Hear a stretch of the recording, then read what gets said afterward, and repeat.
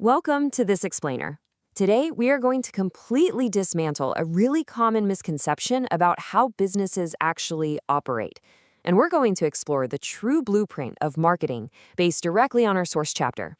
If you've ever thought marketing is just the dark art of getting someone to hand over their cash, well, you are in for a pretty fascinating perspective shift today. Okay, let's jump right in by mapping out our syllabus. Today we're covering 1. Why marketing is more than just selling. 2. The core features of marketing. 3. The 5 management philosophies. 4. The marketing mix. And 5. The societal marketing concept. So we have to start with this absolutely crucial question.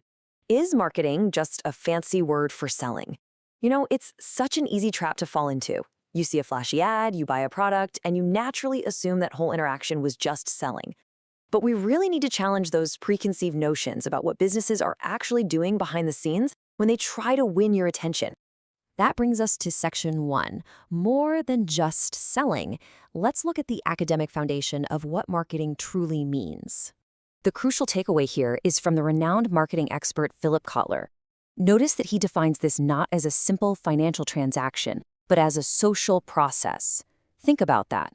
It's all about obtaining what we need and want through freely exchanging value. It's essentially an ongoing interaction between people and organizations aiming to solve a very real problem, not just, ringing a cash register. And this comparison brilliantly illustrates the contrast. Selling is actually just one tiny short-term piece of the puzzle. It's a strictly post-production step. You have a finished product, you exchange it for money, and boom, you're done. But marketing? That's a massive, comprehensive process. It starts way before a product is even manufactured, by figuring out what a customer actually needs. And it continues long after the sale with customer support to build a lasting relationship. Let's move to section 2, core features of marketing, and see how this actually happens in the real world. A careful analysis shows 4 vital steps here.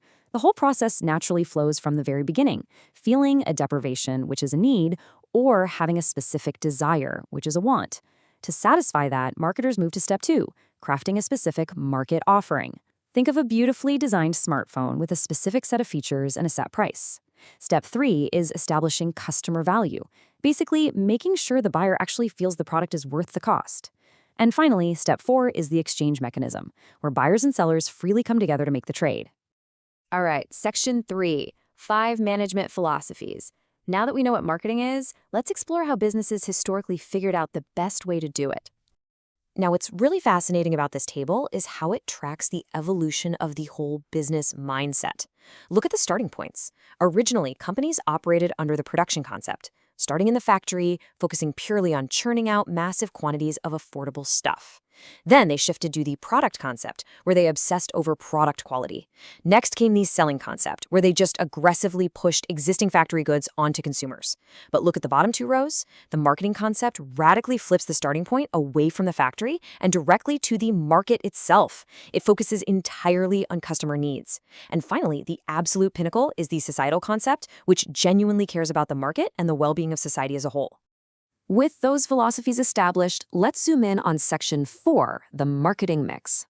These are the granular tools marketers use, famously known as the 4 Ps. The first P is product, and a product isn't just a physical item sitting on a shelf. As our text explains, it is an incredible bundle of value. It's anything of value offered to a market. When a company, like Hindustan Lever for example, offers toiletries or detergents, they're making hundreds of microscopic decisions about the design, the packaging, and the branding, all to ensure it perfectly solves the customer's problem. The second P is price. This is the critical lever, right? It's exactly what you have to hand over to get the product, and it directly affects demand. If a company sets the price too high, demand drops off a cliff. But actually, if they set it too low, they might unintentionally signal that the product is cheap junk. The price has to perfectly align with the perceived value so you, the customer, feel like you're getting a totally fair exchange. Next up, place. This is all about logistics. Think about it. A brilliant, perfectly priced product means absolutely nothing if it isn't physically available on the shelf when you go looking for it. Marketers manage this massive, invisible web of wholesalers, retailers, and warehouses just to make sure the right product is at the right place at the exact right time.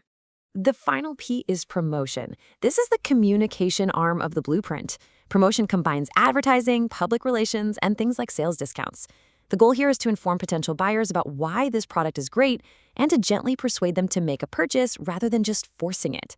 It's how the market actually learns that this awesome offering even exists. Finally, we reach Section 5, the societal marketing concept. This is where modern business meets morality. We learn that simply satisfying a customer's immediate craving is actually entirely inadequate if the product causes long-term harm. For instance, if a business creates a product that people absolutely love, but manufacturing it causes massive pollution or depletes vital resources, well, under this concept, that is a massive failure.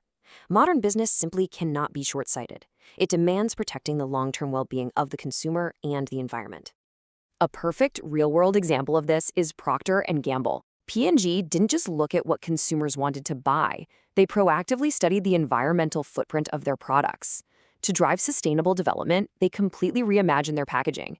They pioneered concentrated products, shifted to recycled plastic bottles, and designed those really clever refill packages. They used their massive marketing machinery to address social issues and merge profitability with global responsibility. So, as we wrap up this explainer, I want you to take this framework into your everyday life. Look around at the items in your own home right now. Consider your absolute favorite brands. Ask yourself, are these companies genuinely focused on long-term societal welfare and satisfying your actual needs? Or, when it really comes down to it, are they just looking for a fancy way to sell you something? Keep that question in the back of your mind the next time you hit add to cart. Thanks for joining me on this deep dive, and I'll catch you next time.